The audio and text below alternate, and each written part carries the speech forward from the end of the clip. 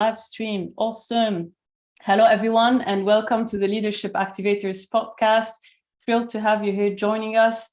For those of you guys who don't know me yet, I am Carol Issa. I'm the founder of Leadership Activators and the host of the Leadership Activators podcast. And I truly believe that it's so important to create your life. And one of the key aspects that I found create successful people is that they can grab just one idea and it can create a massive change in their life. So this is why I'm bringing you every single time new insights, ideas, or a very special guest like the one I have today, an awesome lady who I'm really thrilled to have on my podcast to help you live life on your terms and really enable the leader in you. So I trust that you'll enjoy this episode. Thank you so much for being here and thank you for joining us. So hello, Amy Lokken. It's awesome to have you here. Thank you so much for joining me in this conversation. I really appreciate it. Absolutely, Carol. Thank you so much for inviting me. I'm excited for the conversation to unfold. Beautiful. Love it. So let's get straight into it, shall we? So Amy, I was looking actually at your business name. And as I was going through your bio, there was a little in between bracket note that said, well, we write Müd, M-U-D, modular, and it's pronounced Müd Modular. So I'm really curious about your business name. What do you do and who do you help? Absolutely. Well, it is Müd. There are umlauts above the U. It's a little nod and dedication to my dad. He was Austrian-German descent, and he was a true inventor at heart. And without his encouragement and my mother's and my entire family, I certainly wouldn't be where I am today. But you know, he definitely encouraged that innovation and to really think outside the box. In fact, what box? Like, who wants to be put into a box? So. Love it. This is so good. It's funny. I'm looking at you. You're joining us from Eau Claire. Is that right? It is. Oh, very good. Eau Claire, Wisconsin. Yes, USA. That's impressive. I haven't realized that there were some French names in the US. That's the first time I come across a name which is in French. Mm-hmm. Oh my God. I love it. This is so good. Actually, which brings me back to the memory of when we actually met. It was a very interesting coincidence. I'm not sure if you remember, I was scrolling through my LinkedIn and I came across a post where someone was actually praising your work. They were talking about their office space and how is it that they were able to transform it in a way that it was inspiring for them to wake up every day and to remember what they're here to do and what their purpose is. So I would love to hear more about what was the trigger point for you to start your own business. Yeah, you know, it's a little interesting. My background is in industrial design with an emphasis on theatrical set design. My thesis, actually, I did in furniture design, and then I did retail design for 15 years for the shopping center industry. And back in 2008, beginning of 2009, I was a contracted service the last 5 years. And we all kind of know what was happening economically, especially here in the US. And I chose to take my destiny into my own hands and suspend my contracts for non-payment and reinvent myself. And I've always loved design and really, you know, captivating spaces and understanding the human psychology that plays into design and all the things. So I actually built my product, my Müd Modular displays, to replace myself, honestly, in the shopping center industry.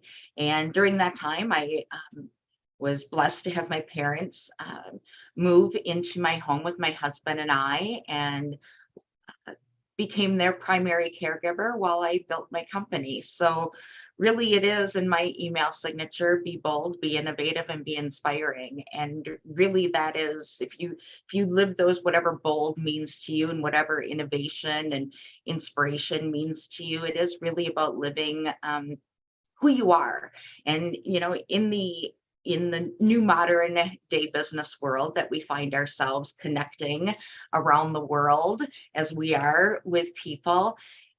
My mission really today is really simple. It's truly creating captivating spaces that allow you and your essence, your brand, your personal brand to really shine in a truly authentic way. And when I mean, and authenticity is something I think is thrown around a little too freely these days.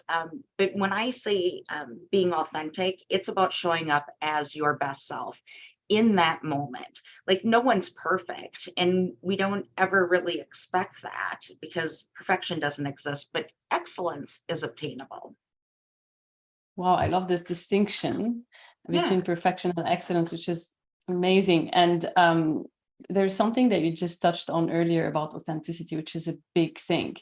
And a lot of people, like business owners, think straight into they might have to crush their values or overstep on their values to be successful in business. And I'm wondering, in your world, when you started your business, how much of your personal values did you bring into your business? For me as an entrepreneur and a small business owner, my personal values had to align with my business values. Mm. I couldn't be myself I couldn't be bringing Müd to the world without being true to those core values that I hold. In fact, I think values are something that we as society and individuals should hold a little higher, and in that integrity in who we Mm. are both personally and professionally. I learned in leaving my career 15 years and venturing out truly and building an actual product and services that, there was a point in time that I definitely took great pride in separating that my personal life from my professional life. And you know what? One day they completely collided, and Mm. they certainly have collided for, I'm pretty sure, everybody over the last couple of years in welcome to the new modern day business of when we're working, remotely and hybrid and all those things, and connecting and building those relationships across the camera lens. I think when our values aren't necessarily aligned from our personal into our professional, there becomes a disconnect. And in my opinion, I think it's pretty easily seen when those values don't necessarily cross and blend.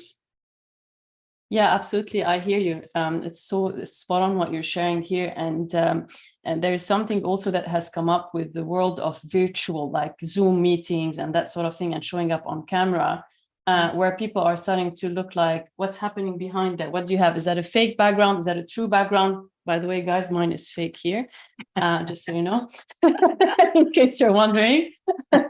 So haven't had the opportunity to work with the amazing Amy to create like a full-blown real background here. So I'm wondering, in your perspective, when you think about the word authenticity, how far can we go in terms of, because some people get a bit upset where they're like, oh, that's a fake background that you have at the back. Can I trust you? That sort of thinking. And I get it. I see where they're coming from.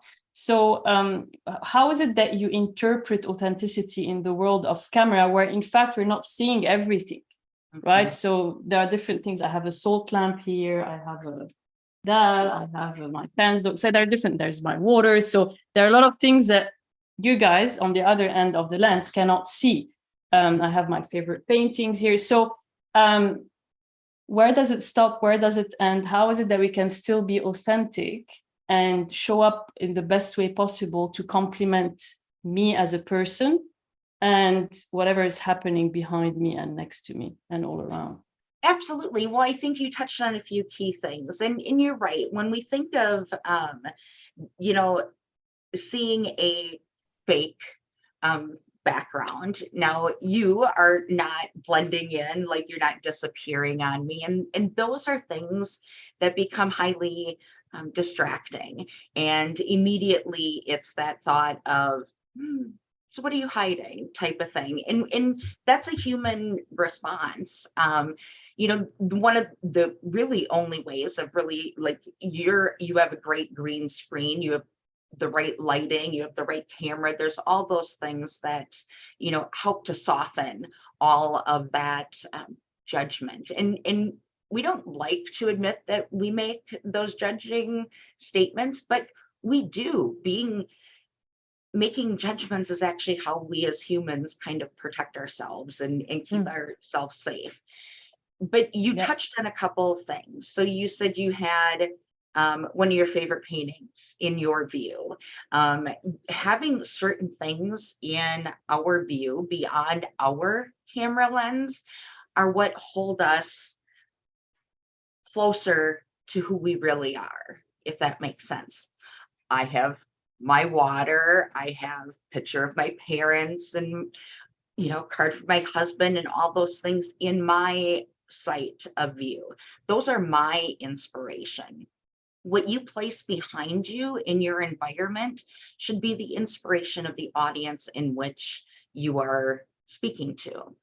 I get a lot of people saying, oh, but, my children are back here in my family, and it's because that's my inspiration. I'm like, yeah, well, that should be on the other side that you are seeing. It becomes that interaction with people, and having those things around you are important. And yes, we are all working in different locations, and many of us, as I am, working out of my home office.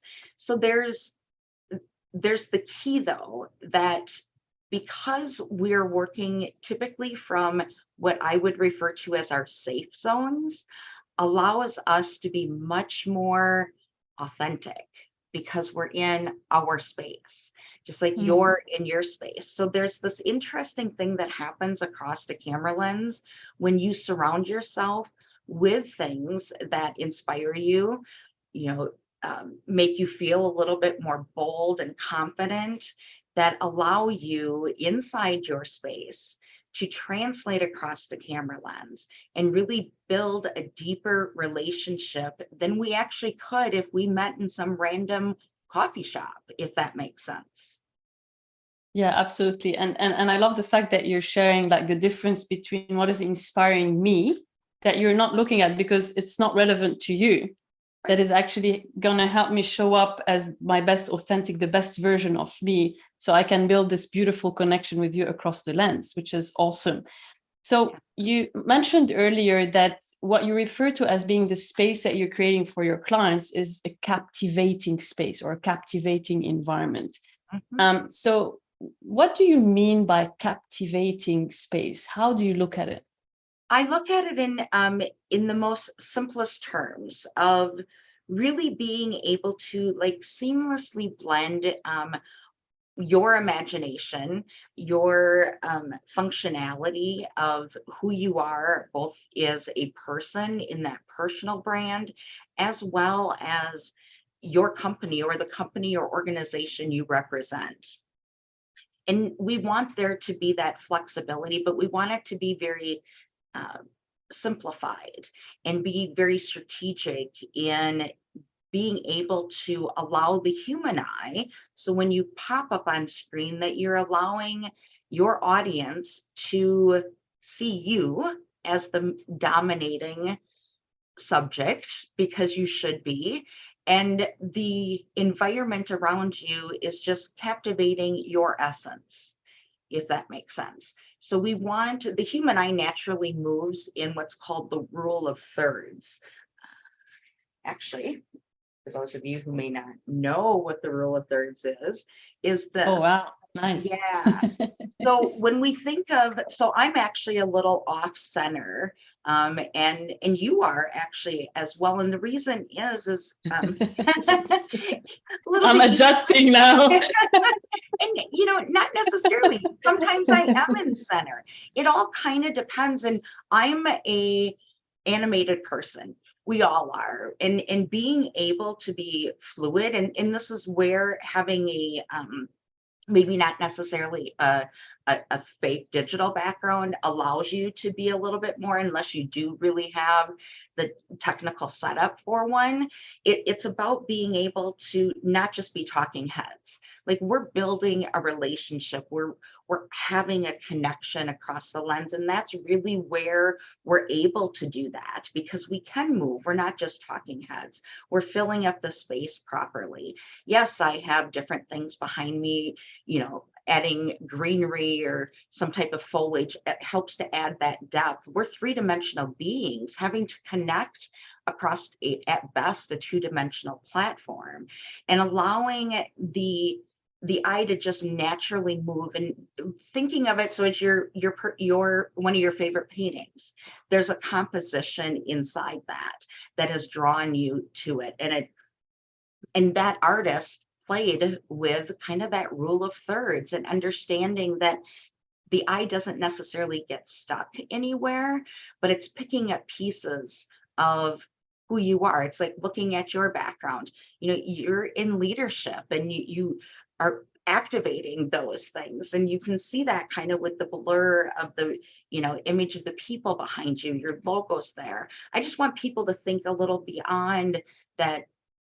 You are more than the logo, and that there is an essence about you in what you bring to the table, and adding in those little pieces that may start a conversation, again, that wouldn't necessarily be started in a coffee shop.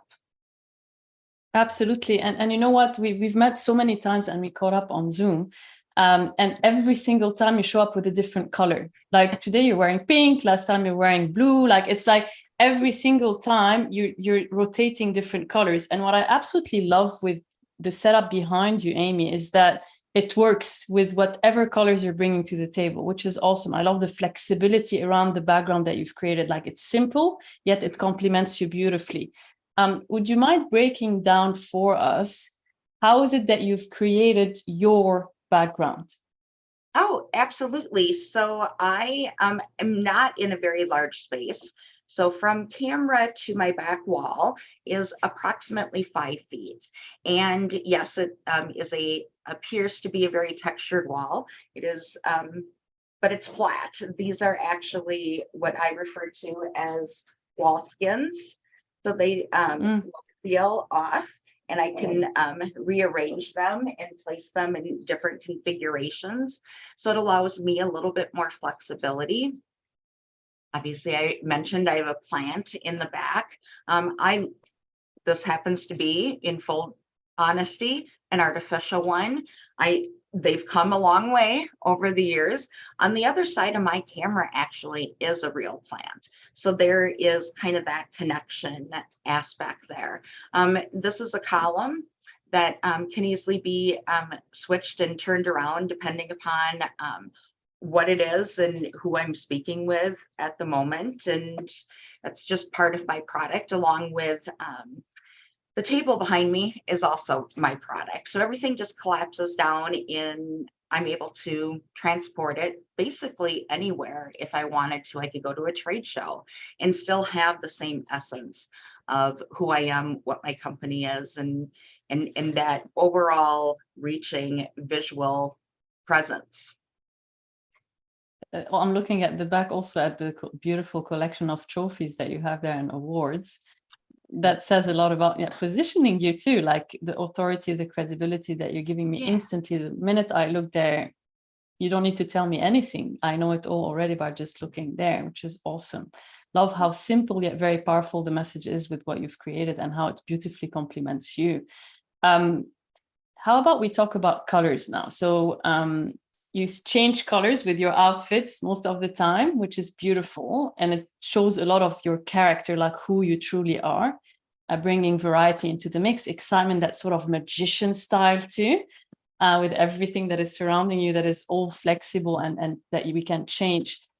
So what is the psychology of color, and how does it help us best represent who we are, number one, and who we need to be in the world of business? Like, what are the aspects of us that we're bringing into the business world to make sure that we're attracting the right clients first and then helping them the best way we can?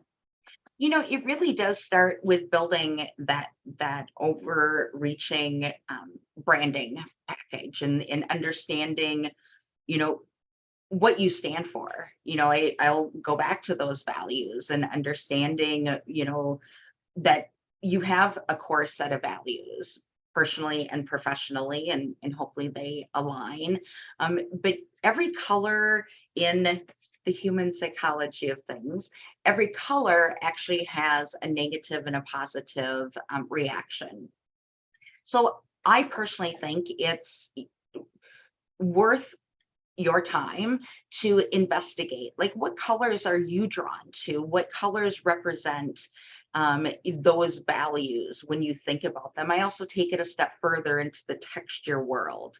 We're all drawn to certain textures and colors. And they also, Frank Sinatra once said that orange was the happiest color on earth. It's fun things like that. And it's understanding those, aspects. We can say that, that royal blue can be a very corporate-y type of color. And at the same time, on camera and across the lens, using a little bit more on the blue or the cool tones and the grays and the whites and things like that can be much easier on the eye because it translates really well. So thinking about the color, not just in a branding perspective, logo and things like that, but understanding how it's going to translate across a lens. The human eye loves color. One of the first colors the human eye sees is definitely red. However, the color that it sees most is yellow. It's also the most irritating color to the human eye. That's why we see it in construction zones and caution tape and things like that. The color the human eye sees furthest in distance is green. So at least here in America, you'll see a lot of our interstate signage is green. It is really understanding a multiple layer of that. And I think we miss the point on connecting with our psychographics. Are the people who align a little bit more with our values necessarily more than just the demographic end of who we're trying to reach and the audience we're trying to make a connection with.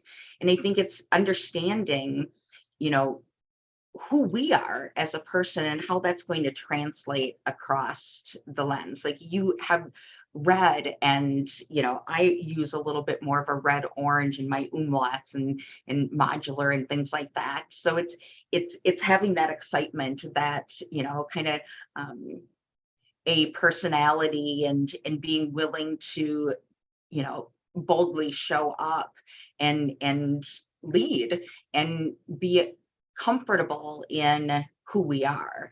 Where a soft pastel will definitely give off a very different vibe than a strong red, or even my bubblegum pink today. But there is a little bit of that, and it's standing kind of in that ownership of who you are and understanding that you need to blend those two. And how do you really identify who you are personally, whether it's, you in your business or another organization that you're representing, and really standing true. But it really you kind of have to work backwards a little bit in understanding what is the essence you want to portray, and then working from there in understanding that overall color palette. Amazing. You actually sort of guessed my next question. It's Oh. funny. You touched on leadership. Woo, shall we go there? Thank you, Amy. My pleasure. Let's go. So, Amy, what does the word leadership mean to you? Leadership to me is really about allowing yourself to be centered in your ego.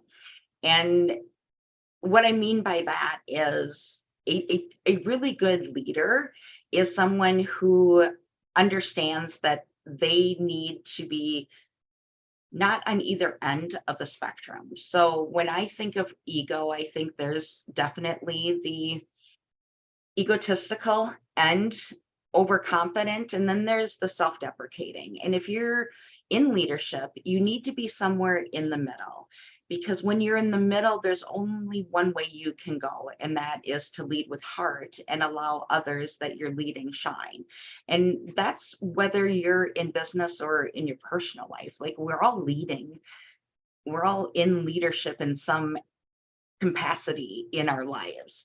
And being able to be there more in that center range really allows you to put the spotlight on those that it is meant to be on, and take responsibility when things maybe didn't go necessarily the way it was supposed to, in through working through a project, or dealing with uncomfortable outcomes as leaders often do. And that's part of leadership. It's not, that's life. It's definitely a rocky roller coaster journey that we're on. So for me, leadership really is about finding that center within inside your ego, so you can then open up and give credit where credit's due and take responsibility versus throwing it out to somebody else. Yeah, absolutely. There are so many things that you touched on. I'm trying so hard to bring it home here. So one side, which I absolutely love, which you just in the previous question about owning and standing into your power and owning who you are, mainly right now with what you shared, which I absolutely love, is owning your strength and shining with those strengths. And being okay to embrace the uncertainty, knowing that sometimes the outcome might not be the thing where we're headed towards. And I would believe that with the clients that you work with, most probably they come with a lot of uncertainties, challenges, and standing in your power, doing your magic and knowing your strong suits. This is where you take them on this journey to explore and find what's the best outcome for them. So I'm wondering, Amy, what are the top challenges that you find that you come across with the clients who come to you, and how is it that you help them overcome them? Yeah, first and foremost, nobody really likes seeing themselves on camera. It's Or funny. hearing their voice. I mean, we really don't. I certainly don't like seeing myself on camera. It's like looking at a picture. I mean, even professionals in the acting world typically will admit that that's not their favorite thing. So it's working a little bit backwards and saying, understanding, it's removing the ego a little bit out of it, even though we can't. So it's coming again a little more centered in helping people understand that when we show up on camera, whether it's for an interview with you, or we're conducting business with our team, or generating, prospect calls, whatever it is, networking, it's remembering that we're showing up for who the audience is, not for us. So when we remove that pressure of needing to be quote unquote perfect and that everything is just so, once you remove that, that's one of the first hurdles of, well, I think I don't like how I look or whatever. It's like, again, if you just put the time and effort in to presenting the best version of yourself in that moment, there's no other way but up from there, because that authenticity is going to show across the camera lens that, hey, I showed up for you today. You mean something to me. So that's a big thing. People not liking where they're showing up on camera, how they're showing up. So that's a big thing. Understanding how to communicate through the camera lens. Where do you look?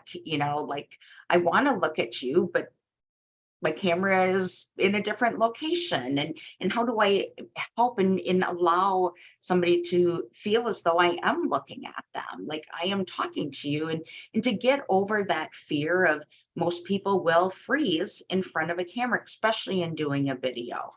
Like, it's the number one thing, people freeze, like, oh, I don't know what I'm supposed to say. I'm like, but yet you can stand on a stage and talk to, a theater full of people. It's no different. The difference is that you're not obviously feeling the energy that you typically get from a room full of people. However, your audience feels as though you're speaking directly to them. So there's a deeper connection that can happen. So it is just flipping the mindset a little bit and allowing you to really stand in that power and go, I'm just having a conversation with you, the person on the other end of that camera. So those are some of the things. And then just not being comfortable in their space. So really, having, like, you should feel comfortable in your space. Like, your space is where you are inhabiting, whether it's inside your home or it's in a corporate building, or if it's a hotel room because you're traveling, there are ways that you can rearrange and create that space that makes you feel comfortable. That's why there is that process of building those layers and understanding the basics of, how do I feel comfortable? Because if we feel, it's like putting on that, that jacket or that dress or that suit or whatever, that one piece that just really like makes you feel like your absolute best. It's surrounding yourself with those things and understanding what they are, so that you can strategically place them and go, I'm home. I can own this space. And that's really the process that we walk through. But it does get a little deep in understanding, who you are and what do you want to present. 90% of communication is visual in a lot of ways, and making those first impressions are priceless. Oh yeah, absolutely. And there are a lot of things that I believe you're coming across in terms of top mistakes that people can do with quick fixes. So what would be your advice on that, like things that you keep coming across that would be really easy for us to just fix? What are those things? Yeah, I'll go back to have a few different talks that I do, and one is, lights, camera, action. It is about proper lighting and being well lit. So having a 2-point light source, not necessarily just one directly at you. I currently have 2 light sources, about 45-degree angle off my camera and above me. I wear glasses when I'm on the computer, and understanding that if I move a certain way, you will see my lights and not be able to see my eyes, and being that we are humans and we do connect through seeing each other's eyes is really important. Having the right positioning inside your camera frame.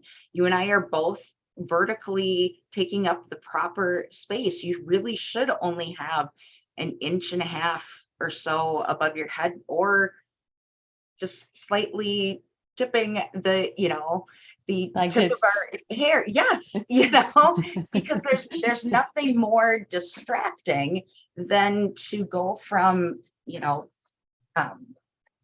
a proper level to You're sinking. What's happening? I am sinking. But it is.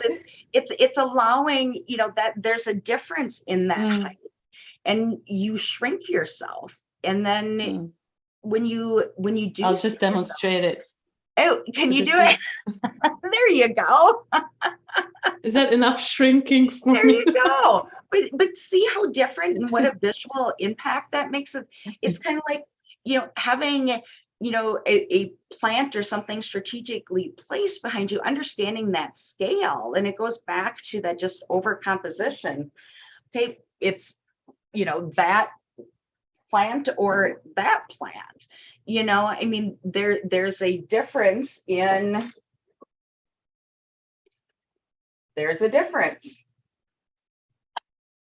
Oh yeah.